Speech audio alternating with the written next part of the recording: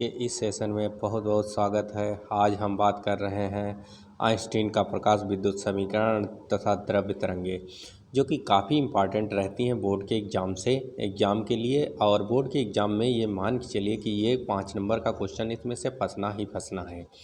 ये कदापि नहीं हो सकता कि इससे क्वेश्चन ना आए, इसलिए आप लोगों को ध्यान देना है कि ये क्वेश्चन इस समीकरण को आप अच्छे से तैयार कर लीजिए। और डी ब्रॉगली तरंग दैर्घ्य में से 1 नंबर, 2 नंबर या 3 नंबर का भी क्वेश्चन आराम से बन सकता है। इसमें ये पूछा जाता है डी ब्रॉगली वेवलेंथ किसकी सर्वाधिक होती है, किसकी कम होती है, किसकी ज़्यादा होती है। ठीक है, तो ये आपको निकालना है कि डी ब्रॉगली तरंग किस चीज़ पर निर्भर करती है और किसकी कम होगी, किसकी ज़्यादा होगी। आराम से आप निकाल लेंगे, इसकी बात हम करेंगे इस टॉपिक में। और आइंस्टीन के प्रकाश विद्युत समीकरण। चलिए अब हम लोग स्टार्ट करते हैं प्रकाश विद्युत प्रभाव संबंधित समीकरण को।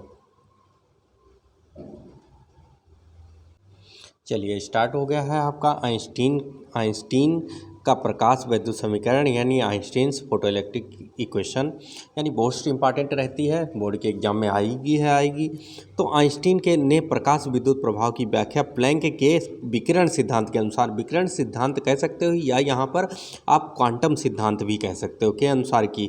इस सिद्धांत के अनुसार प्रकाश छोटे छोटे बंडल्स अथवा पैकेट के रूप में उत्सर्जित होकर संचरित होता है, जिसे हम फोटान कहते हैं। ठीक है, तो फोटान कहते हैं, प्रत्येक फोटान की ऊर्जा एच न्यू होती है। यहाँ पर ये क्या है आपका एच प्लैंक कांस्टेंट हो गया और न्यू क्या हो गई, प्रकाश की आवृत्ति। जहाँ पर एच प्लैंक कांस्टेंट नियतांक है तथा न्यू प्रकाश की आवृत्ति हो गई। ठीक है, यानी प्रत्येक जो फोटान होता है उसकी एनर्जी होती है वह एच न्यू होती है। यानी हम फोटान्स की जब हम बात करेंगे, थोड़ा हम ऊपर की ओर जाकर फोटान्स की अगर हम बात करते हैं तो फोटान क्या होते हैं, एनर्जी के पैकेट होते हैं, जो कि डी ब्रॉगली वेवलेंथ ने बताया गया। इस तरीके से ये फोटान्स एनर्जी के पैकेट हो गए। तो इस तरीके से चलते हैं, जहाँ न्यू क्या है, प्रकाश की आवृत्ति है। चलिए अब आगे की ओर हम बताते हैं आपको, इसी में चलते हैं। आइंस्टीन के अनुसार जब कोई फोटान किसी धातु के प्लेट पर गिरता है, यानी धातु की प्लेट पर अगर गिर रहा होता है फोटान कोई, तो जब कोई फोटान किसी धातु के प्लेट पर गिरता है तब अपनी संपूर्ण ऊर्जा धातु के कार्यफलन तथा उत्सर्जित इलेक्ट्रॉन की गतिज ऊर्जा के रूप में दे देता है।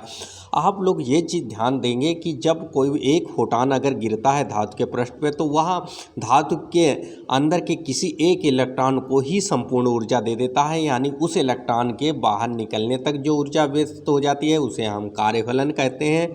यानी पृष्ठ के अंदर से जो इलेक्ट्रॉन बाहर की ओर निकलेंगे उसके लिए कार्यफलन कहते हैं, और शेष ऊर्जा उत्सर्जित इलेक्ट्रॉन के गतिज ऊर्जा के रूप में दे देता है। यानी हम ये कह सकते हैं, मान लें कि धातु का कार्यफलन W है तथा उत्सर्जित इलेक्ट्रॉन की गतिज ऊर्जा E है। तो जो हम मान लिया जाए एच न्यू फोटान ऊर्जा का कोई हम फोटान यहाँ पर दे रहे हैं, तो उसकी ऊर्जा 2 भागों में विभक्त हो जाएगी। यानी जो हम एनर्जी दे रहे हैं E=W + E का मतलब काइनेटिक एनर्जी हो गया, यानी एच न्यू जो एनर्जी दे रहे हो वह W + ½ mv² कह सकते हो, या ही हम लोग रख सकते हैं। ठीक है, ये आपके पास आ गया। यहाँ न्यू क्या हो गई, ये आवृत्ति हो गई पढ़ने वाले प्रकाश की। तो हम लोग इलेक्ट्रॉन की गतिज ऊर्जा की का रिलेशन अगर हम लोग निकालेंगे तो E एच न्यू -W के रूप में ये यहाँ पर आ जाएगा। ठीक है, समझ में आ रहा है आप लोगों के और अब अगर इसको और थोड़ा हम बैलेंस कर लें, जहाँ पर इक्वेशन नंबर 1 अगर हम इसको डाल के छोड़ देते हैं, जहाँ पर एच न्यू क्या है, ये धातु की पर पड़ने वाले इलेक्ट्रॉन की फोटान की ऊर्जा हो गई। W क्या हो गया, कार्यफलन। W को हम लोग जानते हैं, W की को एच न्यू नॉट कहते हैं। तो E ये H new H new not हो जाएगा। यहाँ से H कॉमन आप निकाल सकते हो, तो H कॉमन निकालेंगे तो न्यू नॉट इतनी एनर्जी वहाँ पर होगी E की।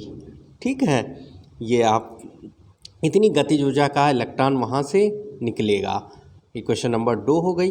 तो ठीक है, अब इसको थोड़ा और हम बैलेंस करते हैं इक्वेशन को इन द फॉर्म ऑफ उसके ले आते हैं। चलिए ये आ गया हमारा नेक्स्ट पेज में हम न्यू = हम जानते हैं कि लेमडा होता है, इसीलिए न्यू नॉट देहली आवृत्ति बराबर सी अपान लेमडा नॉट हो जाएगा, जहाँ सी प्रकाश की चाल हो गई। तो दोनों इक्वेशंस अगर हम लोग रखें तो ई के इक्वल टू द एच, ये C upon lambda minus C upon lambda not हो गई। लेमडा लॉन्गेस्ट वेवलेंथ हो जाती है, सी कॉमन आप निकाल सकते हो। तो ई के इक्वल टू द हमारी जो इक्वेशन आ जाएगी वो s c equal to the 1 upon lambda minus 1 upon lambda naught के रूप में आ जाएगी। फाइनल इक्वेशन नंबर 3, यानी हमारे पास आइंस्टीन की 2 इक्वेशन 3 इक्वेशन के रूप में हमने इसको 3rd इक्वेशन डाल दिया। यानी आइंस्टीन ये फार्म किस फार्म में आ गया हमारे इक्वेशन, ये वेवलेंथ के फार्म में आ गई। और पिछली जो इक्वेशन थी वो हमारी किसके फार्म में थी, वो तरंगदैर्घ्य के आवृत्ति के फार्म में थी। चलिए अब आगे की ओर हम लोग अगर हम देखें तो ई के को हम इंटरप्रेट कर सकते हैं। ई के इक्वल टू द हाफ, अगर पार्टिकल है हाफ mv² हो जाएगा उत्सर्जित इलेक्ट्रॉन, तो यही हाफ mv मैक्सिमम एनर्जी कितनी होगी equal to the h nu minus nu naught के टर्म में हमारा फाइनल फार्मूला यहाँ पर आ जाएगा। या इसको हम कह सकते हैं h c 1 upon lambda minus 1 upon lambda naught के रूप में। जिस भी फॉर्म में पूछा जाए आप जहाँ तक इंटरप्रिटेट करें तो इसी को हम कहते हैं आइंस्टीन का प्रकाश विद्युत समीकरण। ठीक है, यहीं तक हमें पढ़ना था।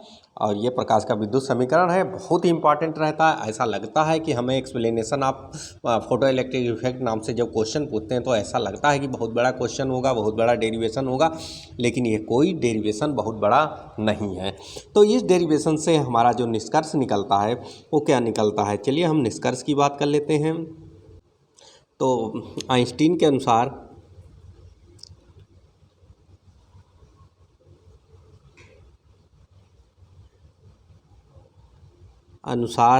आपतित प्रकाश है न्यू, वह ग्रेटर देन हमेशा होना चाहिए किसके, अगर जो है न्यू नॉट से बड़ा होना चाहिए, ये तभी प्रकाश विद्युत प्रभाव की घटना मिलेगी हमें वहाँ पर।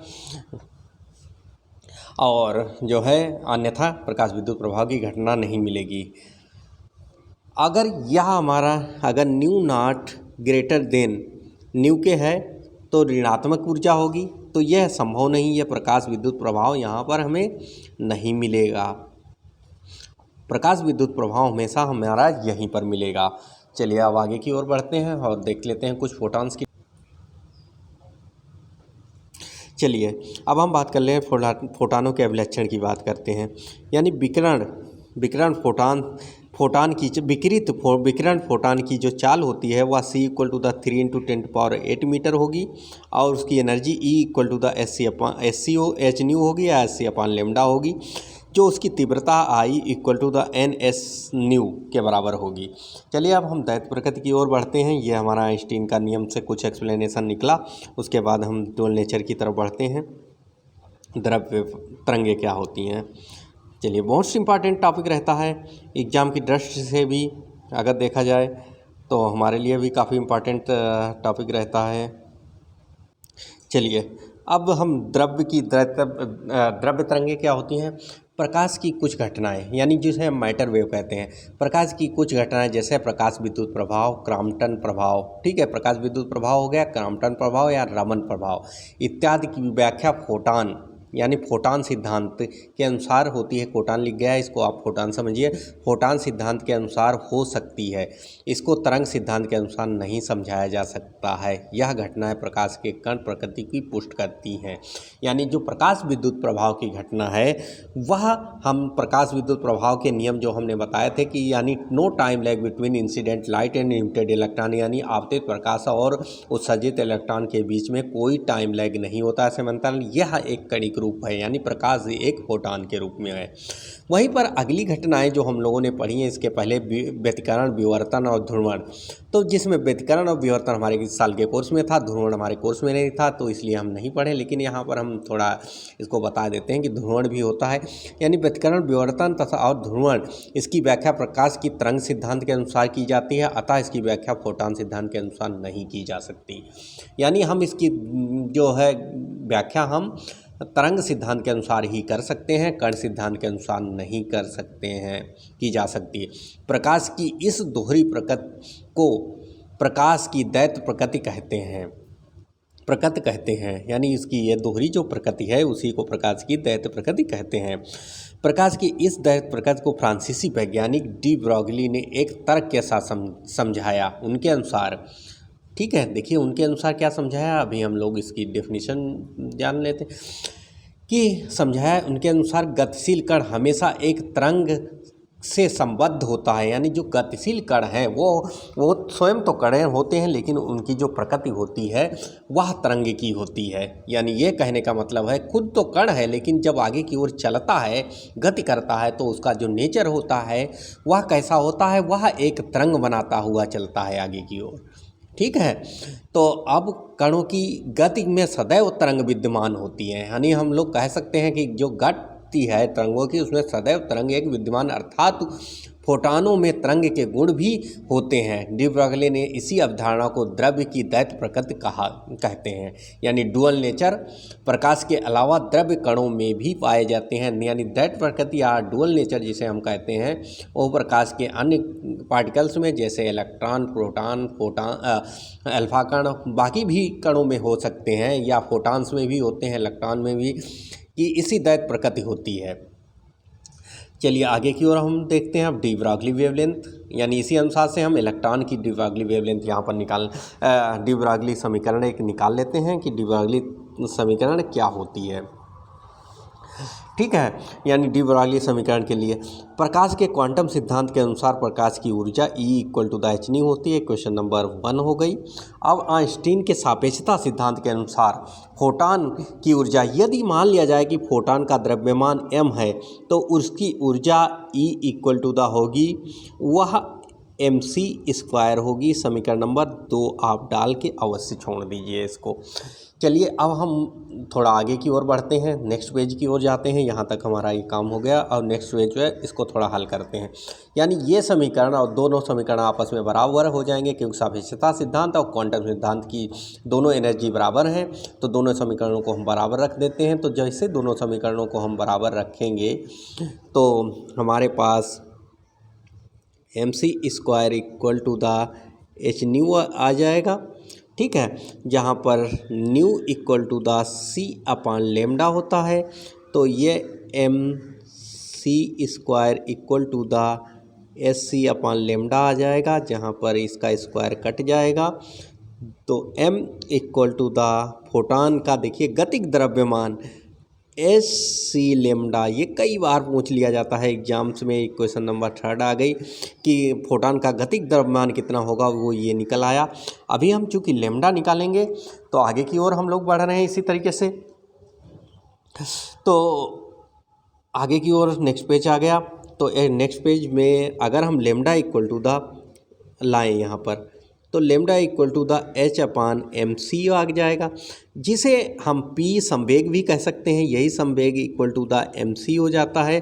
तो लेमडा = h/p, यही उसकी गतिज ऊर्जा फोटान की तरंग दैर्घ्य आपकी आ गई।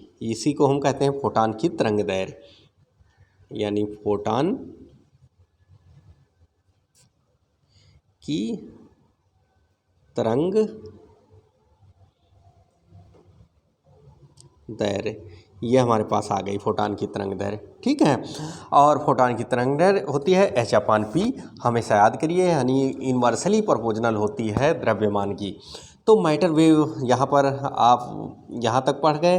अब हम लोग इलेक्ट्रॉनों की डी ब्रॉगली वेवलेंथ यानी डी ब्रॉगली तरंग दैर्घ्य के गुण हम निकाल लेते हैं कि द्रव्य तरंगों के गुण द्रव्य तरंगों के गुण क्या होते हैं? पहला आपका lambda inversely proportional to 1/m, यानी वह हल्के पार्टिकल जितने ज़्यादा होंगी उसकी तरंग दैर्घ्य दीर्घ होगी, और जो छोटे पार्टिकल होंगे उनकी तरंग दैर्घ्य कम होगी।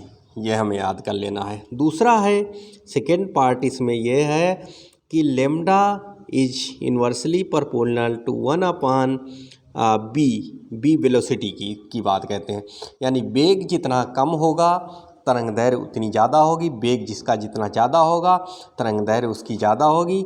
यानी मान लिया जाए कि कोई स्थिर पार्टिकल है एट ए रेस्ट पोजीशन में, तो उसका लेमडा इनफाइनाइट हो जाएगा, यानी उसका जो लेमडा है वह इनफाइनाइट हो जाएगा, और जिसकी चाल इनफाइनाइट होगी उसके लिए लेमडा इक्वल टू द 0 हो जाएगा। थर्ड पॉइंट ये कहलाता है आपका कि द्रव्य तरंगे आवेश पर निर्भर नहीं करती हैं, यानी जो द्रव्य तरंगे आवेश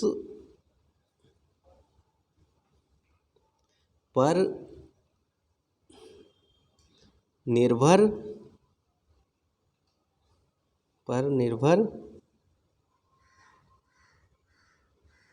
नहीं करती हैं। ठीक है, ये द्रव्य पर निर्भर नहीं करती हैं। अब ये विद्युत चुम्बकीय तरंगे नहीं हैं, क्योंकि ये विद्युत चुम्बकीय तरंगे केवल आवेशित कणों के उच्च गति के साथ निकलती हैं। चौथा इक्वेशन आपकी ये आ सकती है। चौथा पॉइंट ये होते हैं कि जो डी ब्रॉगली वेवलेंथ है वह विद्युत चुम्बकीय ईएम वेव नहीं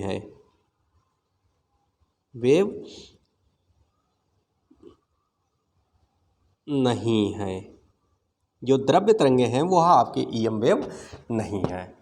अब चलिए हम इक्वेशन आगे की ओर बढ़ते हैं। हम देखते हैं इलेक्ट्रॉन के लिए डी ब्रॉगली वेवलेंथ के कैलकुलेशन आपके सामने करता हूं, देखता हूं क्या निकल के आता है इलेक्ट्रॉन की वेवलेंथ। नेक्स्ट हमारे पास जो है देखिए जो है वो आ गई, हेडिंग आ गई, इलेक्ट्रॉन की डी ब्रॉगली तरंग दैर्घ्य, यानी इलेक्ट्रॉन की डी ब्रॉगली तरंग दैर्घ्य हमें ज्ञात करनी है। डी ब्रॉगली तरंग दैर्घ्य इलेक्ट्रॉन की क्या होती है? तो हम लोग मान लेते हैं कि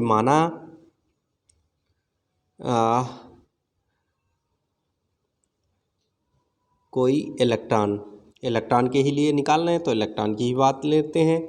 इलेक्ट्रॉन का द्रव्यमान स्मॉल m है, ठीक है, तथा यह v वेग से गतिमान है।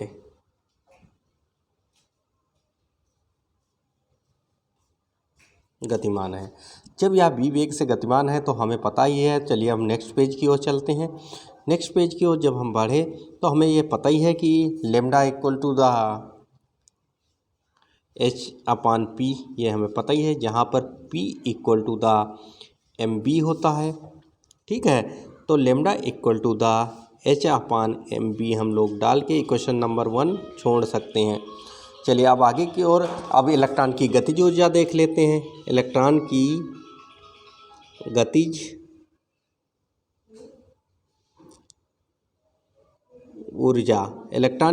ऊर्जा कितनी हो गई? ठीक है, तब जब इलेक्ट्रॉन की गतिज ऊर्जा k equal to the half mv² होगी। ठीक है, यही इलेक्ट्रॉन की गतिज ऊर्जा कहलाती है। थोड़ा और बैलेंस कर लेते हैं। इलेक्ट्रॉन की गतिज ऊर्जा इन द फॉर्म ऑफ उसके निकाल के लाते हैं कि क्या आएगी। तो नेक्स्ट पेज की ओर हम लोग भागते हैं। चलिए नेक्स्ट पेज की ओर पहुंच गए तो हम क्या करते हैं कि k इक्वल टू द पक्षांतर कर लेते हैं। k equal to the half mv² हो गया। तो अब क्या करो कि इसको m से मल्टीप्लाई कर देते हैं, m से डिवाइड कर देते हैं, तो k equal to the m² b² आ गया, ट्वाइस m आ गया। ट्वाइस m को इधर ले जाते हैं। m इन p equal to the mb था, हमें पता ही है, p इक्वल टू द, तो b इक्वल टू द निकल के आया अंडर रूट ट्वाइस m के निकल के आएगा इक्वेशन नंबर 2। इक्वेशन 1 में ये हम मान रख देते हैं mb की जगह पर। तो देखते हैं हमारे पास जो इलेक्ट्रॉन वेवलेंथ कितनी निकल के आएगी। तो वेवलेंथ, चलिए अब हम नेक्स्ट पेज पे ये वैल्यू वहाँ पर सब्स्टिट्यूट करते हैं। ये आ गया हमारा नेक्स्ट पेज। चलिए हम वैल्यू सब्स्टिट्यूट करते हैं। तो lambda equal to the h upon under root twice m के मतलब गतिज ऊर्जा के रूप में हो गया, के की रूप में आ गया। जहाँ क्वेश्चन नंबर 3 ये हमने डाल दी, जहाँ के इक्वल टू द EV, जहाँ पर B इलेक्ट्रॉन वोल्ट में आ गई एनर्जी, और लेमडा की वैल्यू अगर के की वैल्यू सब्स्टिट्यूट कर दो इस इक्वेशन में, हम लोग अगर इसकी वैल्यू ये समीकरण में हम 3 में रख दें तो हमारे पास नई समीकरण क्या हो जाएगी, वो h upon under root twice MEB के हो जाएगी। ठीक है, चलिए अब हम पूरी वैल्यू सब्स्टिट्यूट करके देखते हैं कि हमारे क्या आएगा इक्वेशन। चलिए नेक्स्ट पेज आ गया हमारा। तो हम लेमडा इक्वल टू द उसकी वैल्यू, प्लैंक कांस्टेंट की वैल्यू 6.6 इंटू 10⁻⁻34 जूल सेकेंड होती है, अपान अंडर रूट, बाकी सारा हमारा फ्रैक्शन अंडर रूट में है, 2 multiply by 9.1 into 10⁻⁻31 kg electron का द्रव्यमान होता है। इलेक्ट्रॉन का आवेश कितना हो जाएगा, 1.6 गुणे 10 की घात -19, और ये हो गया, और गुणे V वोल्ट में आ जाएगा, विभवांतर हमारा वोल्ट में रहेगा। अगर हम सारा ये और इसका कैलकुलेशन देखें तो ये लेमडा इक्वल टू द जो कैलकुलेशन होके आ जाता है वहाँ अंडर रूट 150 बट्टे V गुणे 10 की घात -10 मीटर आ जाता है। ठीक है, तो अब अगर हम लोग इसको एंगस्ट्रॉम में कन्वर्ट करें तो एंगस्ट्रॉम में कन्वर्ट करने के लिए चलिए हम नेक्स्ट पेज पे चलते हैं। ये रहा हमारा नेक्स्ट पेज। अब हम लेमडा की वैल्यू देखते हैं तो एंगस्ट्रॉम में कन्वर्ट करने के लिए कुछ भी नहीं है, 150 बटे B वोल्ट, यानी कितने वोल्ट पर हमने उसको आइसोलेट किया है। तो अब 150 का अब अगर अंडर रूट ले लेते हो, इतने एंगस्ट्रॉम हमारी वैल्यू आ गई लेमडा की। अगर हम लोग इसको 150 का एलसीएम ले लेते हैं तो ये लगभग 12.27 अपान अंडर रूट B, इतने एंगस्ट्रॉम की वैल्यू हमारी निकल के आएगी। ये डी ब्रॉगली वेवलेंथ है। De Broglie wavelength acylated particle जिस हम वोल्ट पर एसिलेट करते हैं उस पर निर्भर करता है। इलेक्ट्रॉन को V वोल्ट पर अगर हम लोग एसिलेट किया, विभवांतर दिया, विरामावस्था से V वोल्ट तक विभवांतर में त्वरित करवाया, तो हमारे लिए ये हमारा इक्वेशन आ जाती है। अब इसी इक्वेशन को, डी ब्रॉगली की पूरी इक्वेशन को अगर हम फॉलो करते चले जाते हैं तो हम प्रोटॉन की भी वेवलेंथ निकाल लेते हैं, इलेक्ट्रॉनों की भी वेवलेंथ निकालते हैं, और यहीं पर आपका फोटो प्रकाश विद्युत प्रभाव चैप्टर ख़त्म होता है। और ये मान चलिए कि जो है इसमें से कुछ ना कुछ एक क्वेश्चन 5 नंबर पक्के आज ही आप लोग दिमाग खोल के सुन लीजिए कि बोर्ड परीक्षा 2022 के लिए 2022 में आपके 5 नंबर पक्के। ओके, धन्यवाद। और जिन छात्रों ने चैनल नहीं सब्सक्राइब किया प्लीज़ चैनल को सब्सक्राइब करते रहें। ओके।